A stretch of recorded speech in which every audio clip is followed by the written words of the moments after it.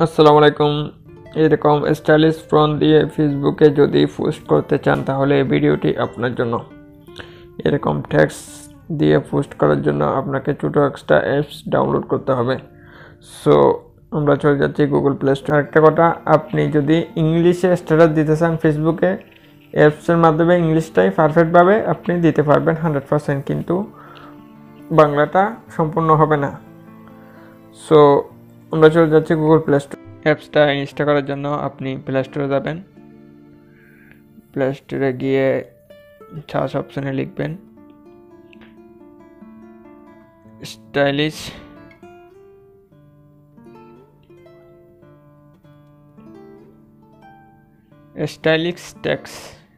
Text লিখে search করবেন।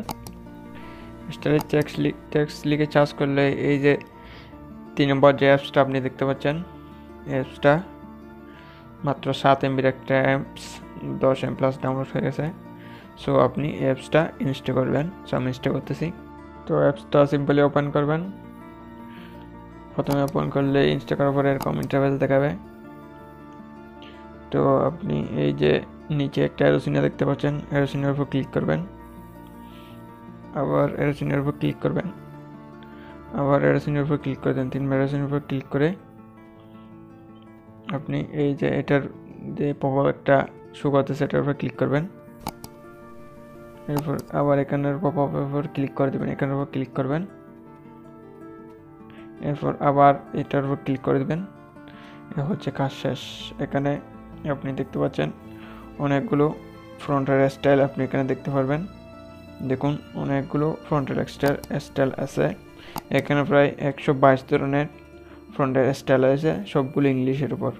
So আপনি এরকম ইংলিশ ফ্রন্ট আপনি আপনার ফেসবুকে পোস্ট করতে পারবেন প্রোফাইলে কোনো ঝামেলা ছাড়াই। সো একটা কাজটা আপনি কীভাবে করবেন সেটা আমি এই আজকের ভিডিওর মাধ্যমে দেখাবো। সো প্রথমে আমি একটা টেক্সট দেখে এই যে কলম পেনের উপর আইকন দেখতে পাচ্ছেন, এখানে পর আপনি যে টেক্সট লিখবেন, যে স্ট্যাটাস আপনি ফেসবুকের জন্য এগোবেন সেটা এখানে প্রথমে লিখবেন।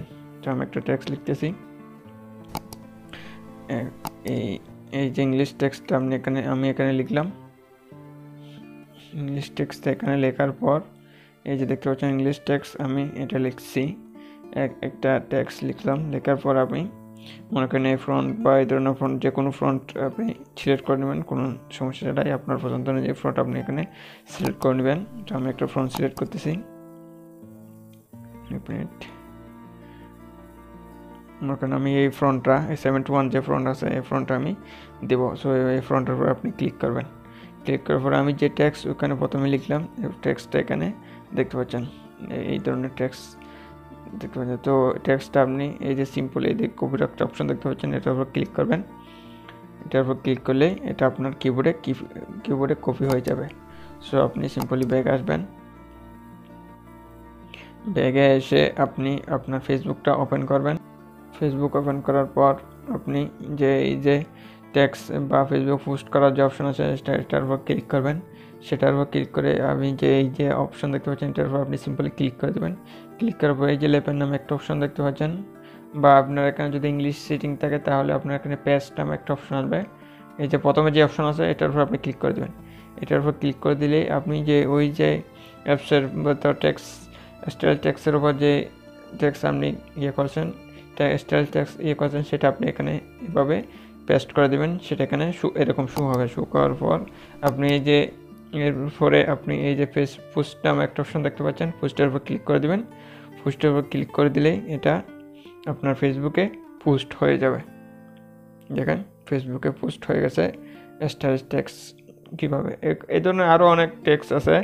সো আপনি এই ধরনের আরও অনেক টেক্সট আছে। সো আপনি আপনার ইচ্ছা অনুযায়ী এখানে 122টা স্টাইলের টেক্সট রয়েছে।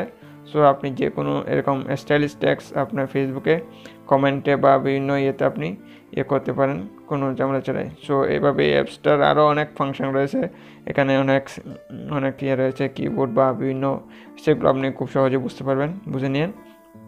এভাবে আপনি খুব সহজে স্টাইল টেক্সট আপনার ফেসবুকে আপলোড করতে পারেন। সো বন্ধুরা, আজকের ভিডিও এই পর্যন্ত। ভিডিও ভালো লাগলে অবশ্যই আমাদের চ্যানেলটা সাবস্ক্রাইব করে রাখুন এই ধরনের টেকনিক্যাল টিপস এবং টিপস পেতে। সবাই ভালো থাকবেন। আল্লাহ হাফেজ।